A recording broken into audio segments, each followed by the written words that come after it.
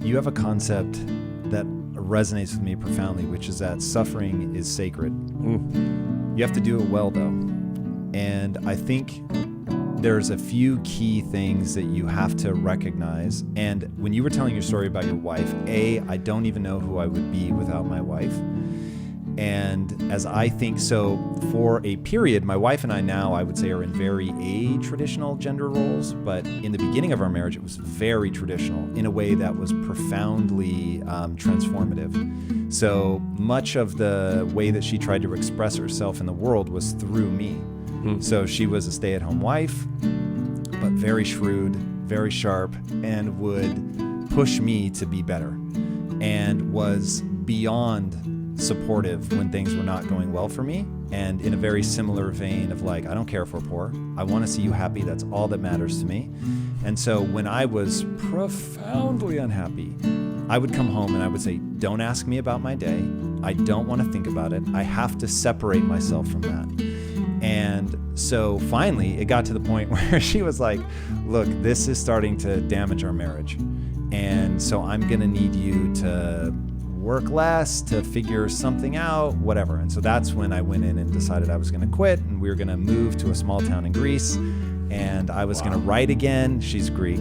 And I was going to do that which made me feel alive. And so that was the refrain. I want to feel alive again. I want to feel alive again.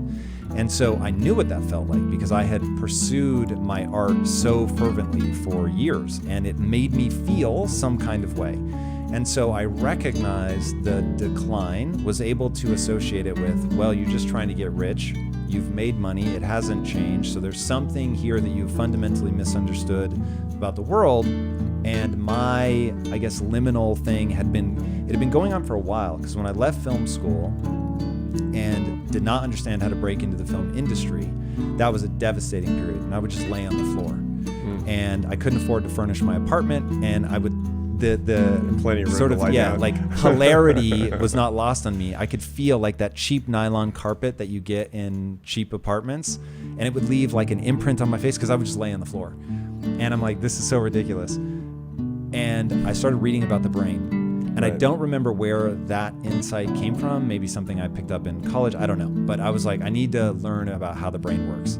And so this is the late 90s, and brain plasticity is being debated. And there wasn't an answer. Some people were like, yes, it's real. Other people were like, no, it's not.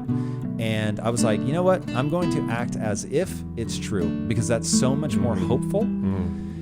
And so I didn't know the Einstein quote back then, but the quote of the most important decision anybody will make is whether they live in a friendly or a hostile universe. And me deciding that I lived in a world where brain plasticity was real was me saying I live in a friendly universe. Right.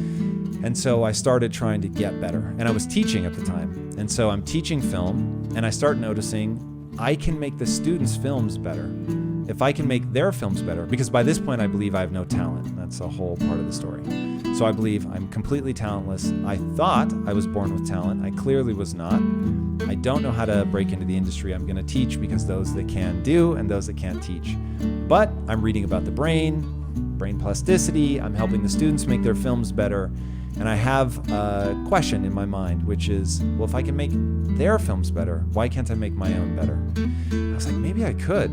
And so that gives me the hope that I need to be fully alive, to start approaching things with, hey, maybe I just need to get better and I can work on this. And I had read the Tao Te Ching when I was 16, which plants some very profound seeds in my mind, which I will now call a growth mindset. But back then, I didn't really understand how to put them to use in my life. But I start putting them to use in my life. I start getting better at filmmaking. And you couple that with my wife being just incredibly encouraging, not afraid to be poor, wanting to see me happy. And that was when I went in, and as I said before we started rolling, I went into my partners and I quit. And I said, look, I can't keep pursuing money anymore. And so, I don't know, my version of having my line in the water was knowing I wanted to feel alive, believing that if I went and did the thing that I wanted to do, that I would get better at it, and that if I got good enough, I couldn't be denied.